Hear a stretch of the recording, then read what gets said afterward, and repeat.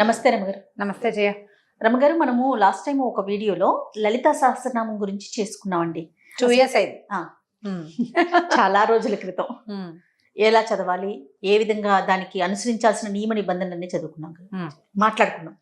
విష్ణు సహస్రనామాలు కూడా చాలా మంది విష్ణు సహస్రనామాలను కూడా చదువుకుంటూ ఉంటారు ప్రతిరోజు కూడా అనునిత్యం.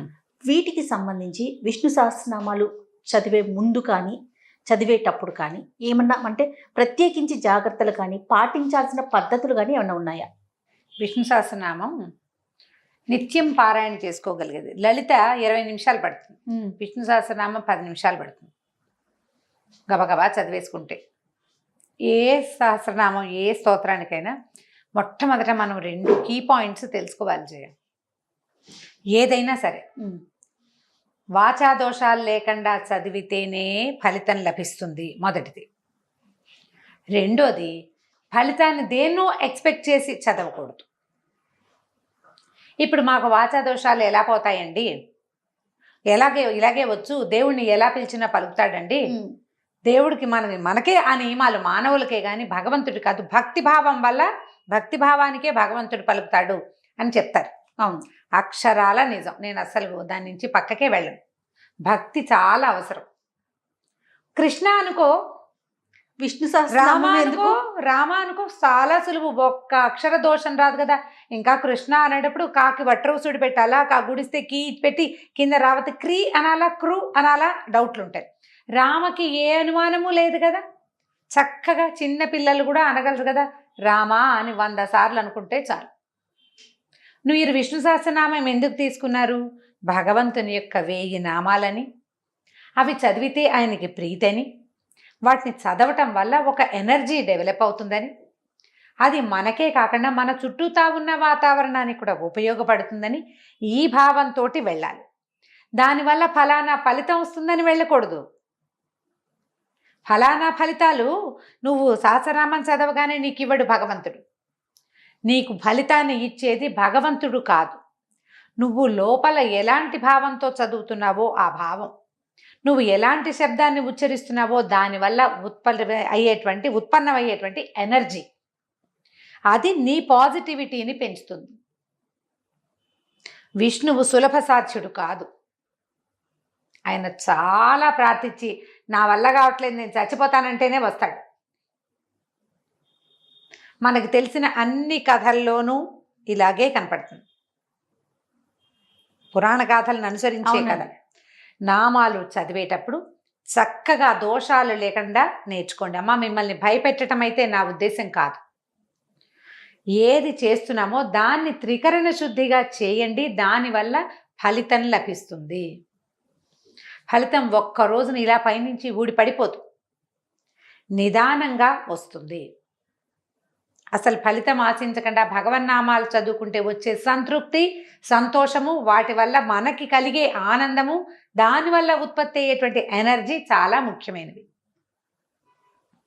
విష్ణు సహస్రనామం చదివితే రోజు బాగుంటుంది, సూర్యచంద్రుల గతి బాగుంటుంది. ఆ సౌండ్ వల్ల సూర్యచంద్రుల గమనమే మన జీవితానికి ఆధారం.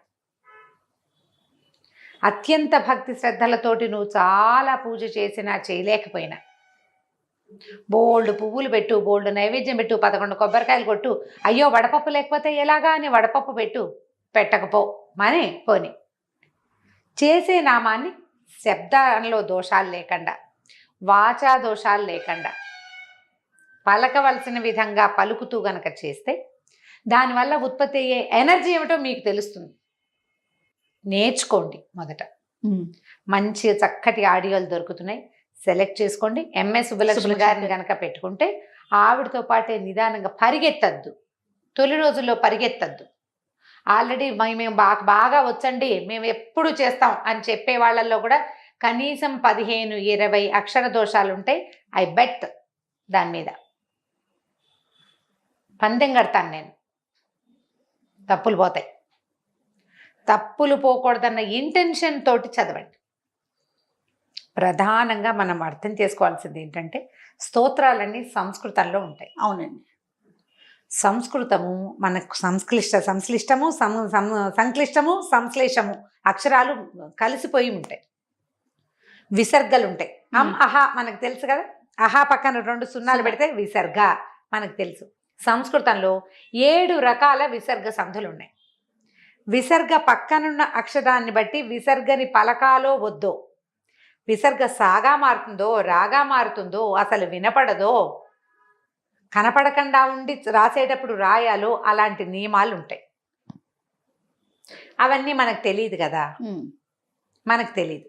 2 అక్షరాలు కలిసే చోట మధ్యలో ఆ అని పలకాలంటే ఎస్ లాంటి ఒక గుర్తు పెడతారు. అవునండి, పుస్తకాల్లో కనిపిస్తుంది. పుస్తకాల్లో ఎస్ కనపడితే తర్వాత అక్షరానికి అకారం ఉన్నట్టు అర్థం.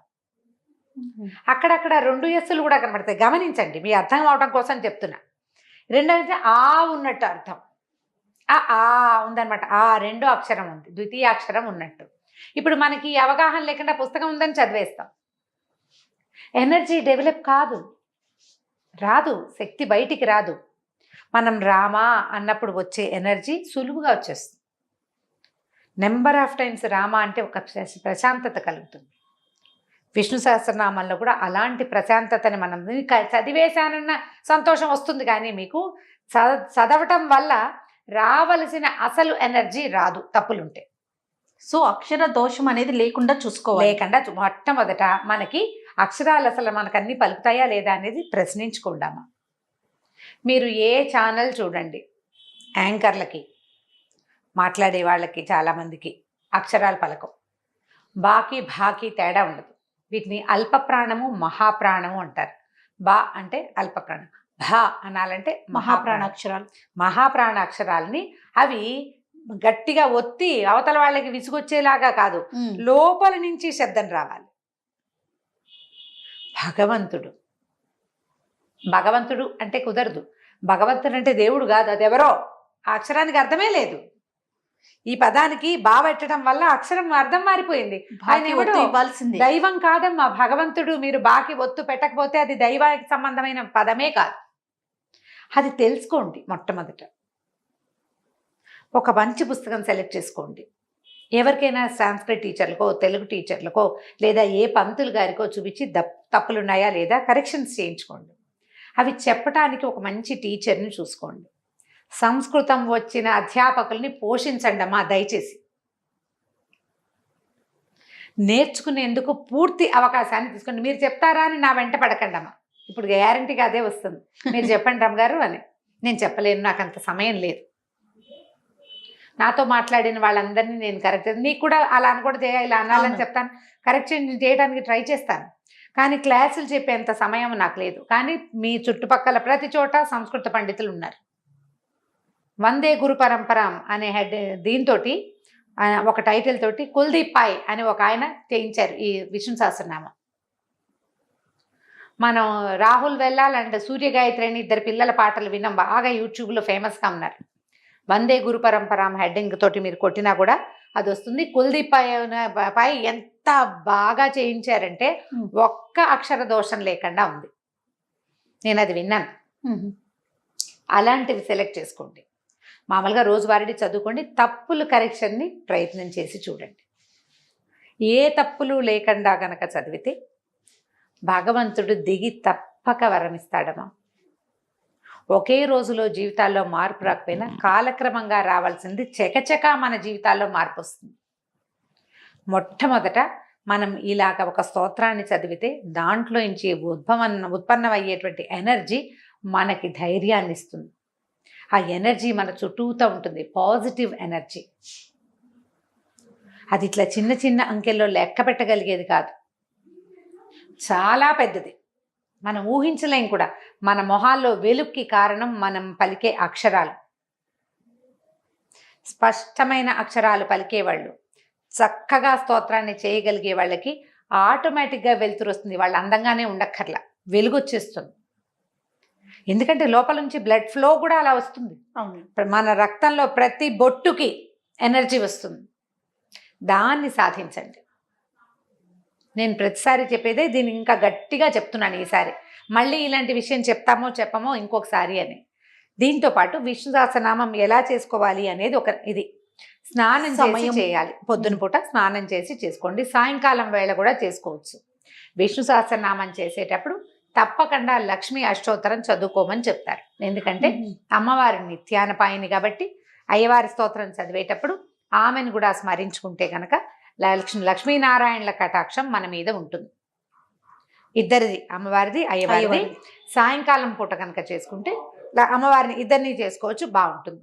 మీరు ఉదయం వేళ కనుక విష్ణు సహస్రనామం చేసేసుకునేటట్టయితే వంట చేసుకుంటూ కూడా సహస్రనామం చేసుకోవచ్చు, మీకు చేతొస్తే.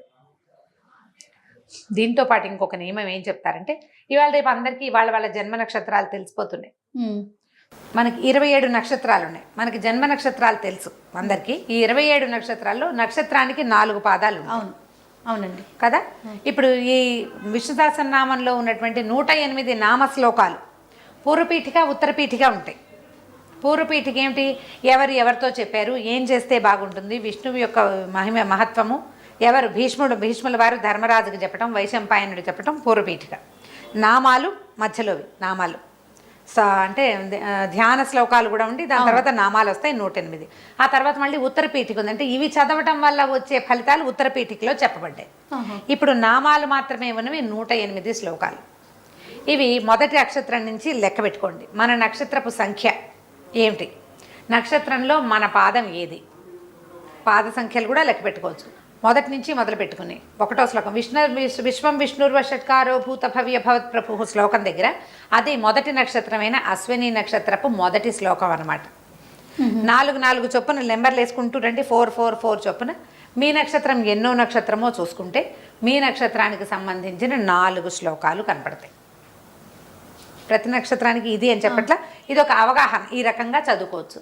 మన నక్షత్రపు 4 శ్లోకాలని, ఇప్పుడు నా దారిద్ర నక్షత్రం, నీదేదో చిత్తా నక్షత్రం, ఇంకోది పొబ్బా నక్షత్రం, ఒక్కగలది స్వాతి నక్షత్రం, మన నక్షత్రానికి సంబంధించిన 4 శ్లోకాలని మనం గనక మొత్తం చదువుకోలేకపోయినా స్వామిని తలుచుకుని ఈ 4 శ్లోకాలు తర్వాత శ్రీరామ రామ రామేతి రమే రామే మనోరమే శ్లోకం ఉంది కదా, ఆ శ్లోకంతో చదువుకుంటే కనుక, అంటే ఒకసారి శ్రీరామ రామ రామేతి చదవటం మన నక్షత్ర శ్లోకం మొదటిది, మళ్ళీ శ్రీరామ రామేతి చదవటం 2వ శ్లోకం, మళ్ళీ శ్రీరామ రామ రామేతి చదవటం 3వ శ్లోకం, మళ్ళా శ్రీరామ రామేతి చదవటం 4వ శ్లోకం. ఈ 4వ శ్లోకం అయ్యాక కూడా మళ్ళీ శ్రీరామ రామ రామేతి చదువుకోవాలి. సంపుటీకరణ అంటారు దీన్ని. 4 మన శ్లోకాలు, 5 శ్రీరామ రామ రామేతి చదువుతాం. అట్లా కనుక చదువుకుంటే బ్రీఫ్గా చేసుకోవటం కోసం, మొత్తం చదవలేని వాళ్ళకి, పిల్లలకి మొత్తం చేయలేరనిపించినా కూడా, ప్రయాణంలో ఉంది పుస్తకం లేకపోతే కథ మనం మర్చిపోతాం లైన్ అని మీకు అనుమానం ఉన్న నక్షత్ర శ్లోకాలని 4ని సెలెక్ట్ చేసుకుని వాటిని ఇట్లా సంపుటిగా 5 సార్లు శ్రీరామ రామ రామేతి చదువుకోవటం, 4 మన నక్షత్ర శ్లోకాలు చదివి 9 శ్లోకాలే కాబట్టి సులువు. పిల్లలకు కూడా నేర్పించవచ్చు. దీనివల్ల కూడా విష్ణు సహస్రనామం మొత్తం చదివిన ఫలితం వస్తుంది. ఒక మెయిన్ శ్లోకం శ్రీరామ రామ రామేతి మనకొచ్చు, అందులో కష్టం లేదు, అక్షర దోషాలు రావు. మన నక్షత్రాలకు సంబంధించిన 4 శ్లోకాల్ని జాగ్రత్తగా నేర్చుకోండి, తప్పులు లేకుండా, అక్షర దోషాలు లేకుండా పిల్లలకి జాగ్రత్తగా నేర్పించండి. అది చదివినా కూడా దాని ఫలితం మనకి లభిస్తుంది, దానివల్ల ఎనర్జీ కలుగుతుంది మనకి. మీ సహస్రనామం చదువుకున్నప్పుడు పండో ఫలమో నైవేద్యం పెట్టడం, స్వామిని తలుచుకొని సాయంకాలాలు చేసినా అంతే. దీపారాధన సాధారణ నియమం ఏంటంటే అందరూ చేసేది, దీపం పెట్టుకుని చదువుకోవటం. పెద్ద పూజ నువ్వు ఇంకేమీ చేయలేకపోతావు. విష్ణు సహస్రనామం పుస్తకాన్ని కింద పెట్టబోకండి, నేల మీద పెట్టి చదవద్దు. ఏదైనా కొంచెం ఎత్తు మీద పెట్టుకోండి, ఓ పళ్ళెం పెట్టి పళ్ళెం మీద పుస్తకం పెట్టుకోండి, లేదా ఒళ్ళో పెట్టుకోండి. వ్యాసపీఠంలో పెడితే మరీ మంచిది. పూజకి ఒకవేళ మనం దేవుడి దగ్గర రోజు చదువుకునే పుస్తకాన్ని ఆ దేవతార్చన దగ్గరే ఉంచేసుకోండి, దేవతార్చన దగ్గరే ఉంచుకోండి. ప్రయాణాల్లోనూ అప్పుడు కూడా చదువుకోవచ్చు. వాటి పుస్తకాల కింద మీద పెట్టకుండా కాస్త జాగ్రత్తగా ఉంటే సరిపోతుంది. ప్రయాణంలో చదివితే ఏం చేయాలంటే, ఒకవేళ మన ప్రయాణంలో ఉన్నాం, కాళ్ళు కడుక్కోలేదు, స్నానం చేయలేదు, మనకు అనిపిస్తూ ఉంటుంది. దానికి అపవిత్ర పవిత్రోవా సర్వావస్థాంగతోపివా యస్మరేత్ పుండరీకాక్షం స బాహ్యాభ్యంతర శుచి అని ఒక శ్లోకం ఉంది. అపవిత్రుడైనా పవిత్రుడైనా సర్వావస్థాంగతో, ఏ అవస్థలో ఉన్నప్పటికీ ఎవడైతే స్మరిస్తాడో, పుండరీకాక్షుణ్ణి స్మరిస్తాడో, వాడు బాహ్యము ఆభ్యంతరము అంటే బయట ఉన్న పరిస్థితుల్లోనూ లోపల ఉన్న ఆరోగ్య పరిస్థితుల్లో నుంచి వాటి నుంచి శుచి అయిపోతాడు అని పుండరీకాక్ష అని 3 సార్లు చెప్పుకుని అప్పుడు ఇది నేర్చేసుకోవాలి, ఇవి చదువుకోవాలి. అప్పుడు ఎటువంటి దోషాలు ఉండవు. హాస్పిటల్లో ఉంటాము, ఏదైనా ప్రమాదకర పరిస్థితుల్లో ఉంటాము, ఏదైనా ఇబ్బందికర స్థితిలో ఉంటాము, మనకి భయంగా ఉంటుంది, ఏమైనా దేవుడిని తలుచుకోవాలనిపిస్తుంది, ఇదంతా ఉండి ఇలా ఉండి స్నానం చేయ మనకి ఫీలింగ్స్ ఉంటాయి. స్నానం చేయలేదు, కాళ్ళు కడుక్కోలేదు, బాత్రూమ్కి వెళ్ళాము, లేకపోతే ఇక్కడ ఏదో పరిస్థితి బాగాలేదు, నెత్తురు, రకరకాల పరిస్థితులు, చీదర, కానీ దేవుడిని తలుచేసుకోవాలి, సహస్రనామం చదివేయాలనిపిస్తుంది. ఈ శ్లోకం చదువుకుని చేసుకోవచ్చు. మీరు అత్యవసరంగా చేసుకోవటానికి ఇట్లా నక్షత్రానికి సంబంధించిన శ్లోకాలు కనుక పెట్టుకుంటే చాలా హెల్ప్ అవుతుంది, చాలా ఉపయోగపడుతుంది. అండ్ మీకు ప్రధానమైంది స్తోత్రం వల్ల మనోధైర్యం లభిస్తుంది, విపరీతమైన మానసికమైన సంతృప్తి లభిస్తుంది. భగవంతుడిని తలుచుకుంటుంటే ఆటోమేటిక్గా మనకి ధైర్యం వచ్చేస్తుంది. అంతే, నమ్మకాన్ని బట్టి కదా. మీకు అలాంటి నమ్మకాలు ఉంటే ఈ పద్ధతిని ఫాలో చేయండి, సులువుగా చేసేసుకోవచ్చు. ప్రధానమైంది అక్షర దోషాలు పోగొట్టుకోండమ్మా, దానివల్ల మీరు చేసిన ఫలితం లభించదు. మనం ఎన్నిసార్లు చేసాము ఆ అని లెక్క లెక్క కాదు. కాదు, అక్షర దోషం లేకుండా ఒక్కసారి చదివినా చాలా చాలు, అంతే. సరే, అలానే రమ్మగారు, నమస్తే అండి. నమస్తే జీ. ఈ వీడియో కనుక మీకు నచ్చినట్లయితే లైక్ చేయండి, షేర్ చేయండి. మరిన్ని ఇంట్రెస్టింగ్ వీడియోస్ కోసం మా ఛానల్ని సబ్స్క్రైబ్ చేసుకోండి.